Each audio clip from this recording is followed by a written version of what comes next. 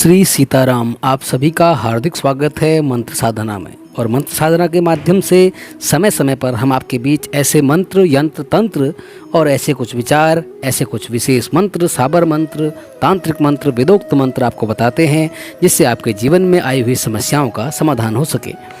तो आजकल पितृपक्ष चल रहा है, तो अभी विशेष बात यह हो सकती है कि पितृपक्ष में हम कैसे अपने पितरों को प्रसन्न करें, कैसे अपने पितरों को मुक्ति प्रदान करें, कैसे अपने पितरों को खुश करें।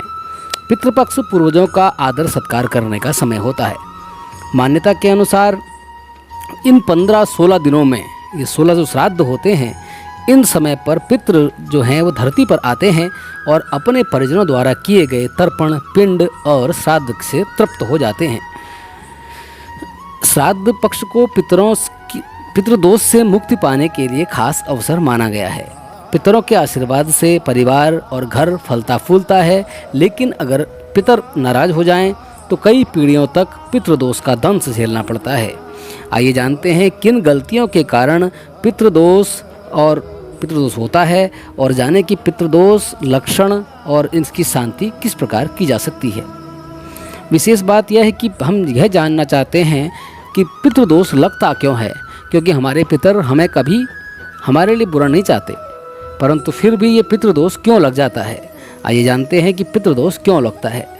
यदि मृत्यु के समय किसी का विधि विधान से अंतिम संस्कार न किया जाए तो ऐसे में पितृदोष लगता है, क्योंकि आपके पितर जो हैं उनका जो अंतिम संस्कार था, हमारे वहाँ जो संस्कार होते हैं 16 संस्कार, उसमें सबसे अंतिम संस्कार जो है जिसके आपको दाह संस्कार कहा जाता है, यदि वो दाह संस्कार प्रॉपर तरीके से निश्चित विधान से नहीं हो पाए तो आपको जीवन में पितृदोष झेलना पड़ता है। इसीलिए कहा जाता है कि जब कोई व्यक्ति की मृत्यु हो जाती है तो उसे अंतिम अग्नि देने वाला, कंधा देने वाला उसके पास ज़रूर हो, अन्यथा वो भटकते रहता है और ऐसी स्थिति में पहुंच जाता है जिस कारण वह आपको बताना चाहता है कि मैं उस अच्छी स्थिति में नहीं हूं, और वो आपको पितृदोष के रूप में ये दंश झेलना पड़ता है। दूसरा एक कारण और है कि अकाल मृत्यु। बहुत बार क्या होता है कि परिवार में बहुत से ऐसे लोग होते हैं जो अकाल मृत्यु से जिनकी मौत हो जाती है, जिनकी किसी एक्सीडेंट में या हम कह सकते हैं आत्महत्या से जिनकी मृत्यु हो जाती है, और उनका वो समय पूरा जो होना था वो नहीं हो पाता, वो अपने लोक को नहीं जा पाते। इसलिए ज्योतिष शास्त्र में इस प्रकार के दोष को बड़ा अशुभ दोष माना जाता है और इसे घोर पितृदोष कहा जाता है। ये बड़े दुर्भाग्य का कारक है। अकाल मृत्यु होने पर पितर की शांति के लिए, उनके लिए श्राद्ध, उनके लिए जो 12 दिन का हमारा जो कर्मकांड होता है, क्रियाकांड, अति आवश्यक है। माता पिता का अनादर करना, मृत्यु के बाद परिजनों का पिंडदान न करना, तर्पण न करना, श्राद्ध न करना पितृदोष का एक मुख्य कारण है। हमारे सनातन धर्म में हमारे पास कुछ जो हम पिछले वीडियो में मैंने आपको बताया था कि हमारे पास 3 प्रकार के ऋण होते हैं, और इन ऋणों की मुक्ति के लिए ही हमारा इस संसार में हमें जन्म मिला है। तो उसमें सबसे पहला ऋण है पितृ ऋण। तो ये हमारा कर्तव्य है कि अपने पिताजी के लिए, माताजी के लिए, अपने गुरु के लिए, बांधवों के लिए, अपने जो भी आपके परिवार में जो थे उनके लिए हमें पिंडदान, तर्पण, श्राद्ध अवश्य करना चाहिए। यदि हम यह नहीं करते तो हमारे जो पितृ हैं वो अतृप्त हो जाते हैं और हमें पितृदोष लग जाता है।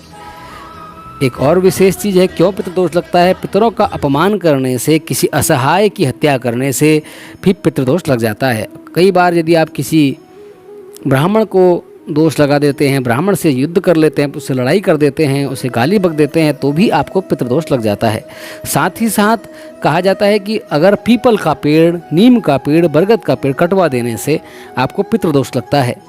बहुत बार ऐसा देखा गया है कि लोग यह करते हैं कि उनके पास, उनके घर में या उनकी ज़मीन में बड़े बड़े पीपल के पेड़ लगे हुए हैं या बड़े नीम के पेड़ हैं या बरगद के पेड़ हैं, वो ज़मीन के लालच में उन पेड़ों को बिना कुछ प्रतिष्ठा कराए, बिना कोई अनुष्ठान कराए उनको कटवा देते हैं। तो इससे भी एक विशेष प्रकार का बहुत घोर पितृदोष लग जाता है। तो ये मुख्य कारण थे पितृदोष के।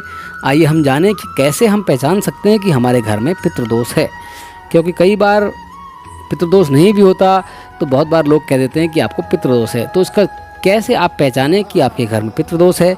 पहली बात यह है कि पितृदोष यदि घर पर होता है तो वैवाहिक जीवन में हमेशा तनाव बना रहता है। पति पत्नी के बीच में आए दिन झगड़े होते रहते हैं, वो छोटी छोटी बात को लेकर उनके बीच में तनाव बना रहता है, प्रेम बिल्कुल गायब रहता है। तो यह पहचान है कि आपके घर में पितृदोष है।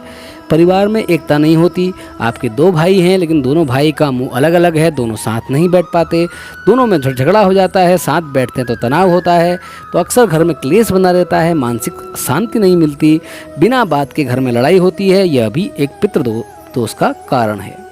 अब जाने तीसरा कारण क्या है, तीसरा पहचान क्या है पितृदोष की। पितृदोष यदि आपके जीवन में है तो विवाह में उत्पन्न बाधाएं पैदा होती हैं, शादी में देरी होने लगती है, आपकी शादी पक्की होते होते टूट जाती है, बार बार आपके घर में मांगलिक कार्य होने पर रुकावट आने लगती है, शादी के बाद तलाक, अलगाव पितृदोष का मुख्य कारण है।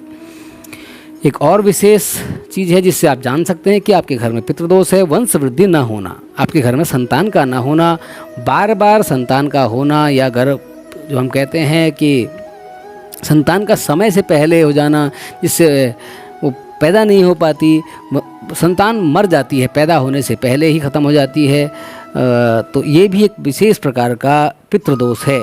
लाख जतन करने के बाद शादी के कई वर्षों बाद भी संतान का सुख नहीं मिल पाता, तो यह पितृदोष है। अगर संतान सुख नहीं मिल रहा है या बच्चा पैदा है तो विकलांग है, पैदा होते होते उसकी मृत्यु हो जाती है, बच्चे के आँखों में दिक्कत है, पैदा होते ही हाथ संबंधी दिक्कत है, कोई समस्या होना पितृदोष का विशेष एक लक्षण है।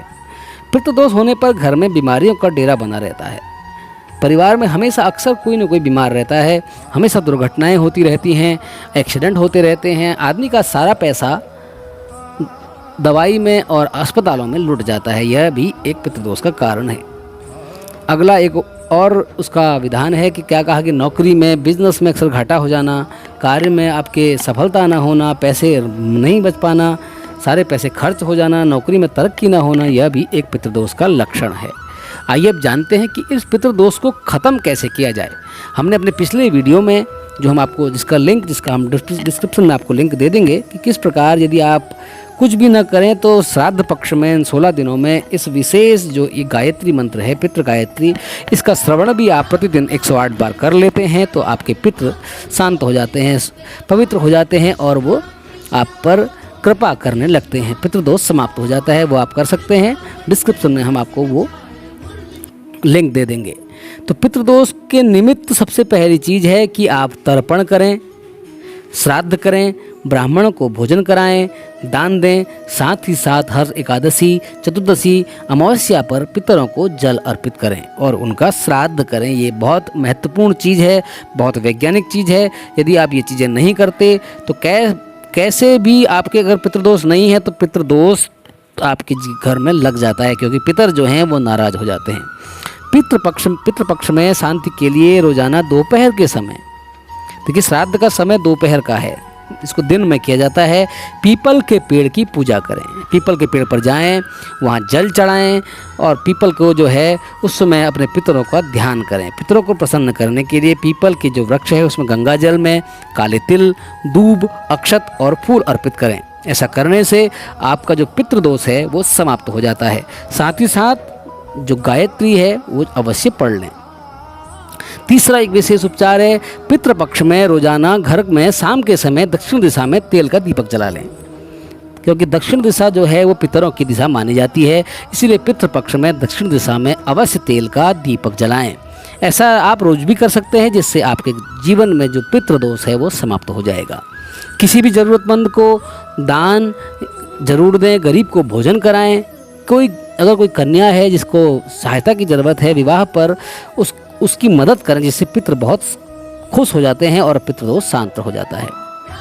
अपने घर में पितरों की जो तस्वीर है उसे दक्षिण या पश्चिम दिशा पर लगाएं और रोज़ाना उनसे क्षमा मांगें। रोज़ाना अपनी गलती के लिए उनके दर्शन करें, उनको याद करें, क्षमा मांगें और अगर हो सके तो उन पर तिलक लगाएं, चंदन का तिलक लगाएं, जिससे पितृदोष समाप्त हो जाता है। ये कुछ सरल उपचार थे जिससे आपके जीवन में आया हुआ पितृदोष समाप्त हो जाएगा। और साथ ही साथ यह अवश्य याद रखिए, जो पिछले वीडियो में हमने आपको एक विशेष मंत्र बताया है जिसे आप पितृपक्ष में प्रतिदिन 108 बार अवश्य श्रवण करें, जिससे आपके जीवन में घोर से घोर पितृदोष भी शांत हो जाता है। जय जय सीताराम। आप सभी का कल्याण हो। श्री